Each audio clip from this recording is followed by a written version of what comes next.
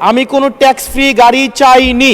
এই সংসদের পুরো হাউস ঐক্যবদ্ধভাবে সিদ্ধান্ত নিয়েছে তারা এটি নেবে না। উপজেলা পরিষদের চেয়ারম্যান, পৌর মেয়র, ডিসি, ইউনো, এসিল্যান্ড সহ অন্যান্য সরকারি অফিসার সরকারি কার্য পরিচালনা করার জন্য যেভাবে সরকারি একটি গাড়ি পেয়ে থাকে, ঠিক একই প্রক্রিয়ায় আমাদের যারা সংসদ সদস্য আছে তাদেরকে ঠিক একই প্রক্রিয়া একটি গাড়ি ব্যবহার করা দেয়া যায় কিনা সেটি আমি এই সংসদে জানিয়েছিলাম।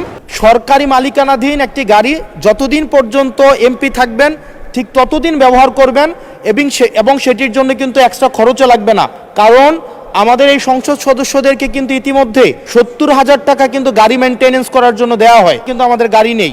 গতকালের বক্তব্যে আমি কোনো ট্যাক্স ফ্রি গাড়ি চাইনি এবং ট্যাক্স ফ্রি যে প্লট এবং গাড়ির যে বিষয়টি রয়েছে সেটি অলরেডি এই সংসদের পুরো হাউস ঐক্যবদ্ধভাবে সিদ্ধান্ত নিয়েছে তারা এটি নেবে না।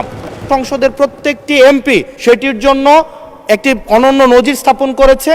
এটি মিডিয়াতে বিভ্রান্তি সৃষ্টি করেছে, সেটির জন্য এখানে পুনরাবৃত্তি করেছি সকল এমপিদের পক্ষ থেকে যে আমরা ট্যাক্স ফ্রি গাড়ি বা প্লটের সুবিধা না, অন্যান্য যে সরকারি সুবিধা আছে সেটির মতো করে যতদিন এমপি থাকবে ঠিক ততদিন এমপি শেষ, তারপরে গাড়িটি আবার সরকার ফিরিয়ে নিবে। সেটির জন্য আজকে এখানে দাঁড়ানো মাননীয় স্পিকার। ধন্যবাদ।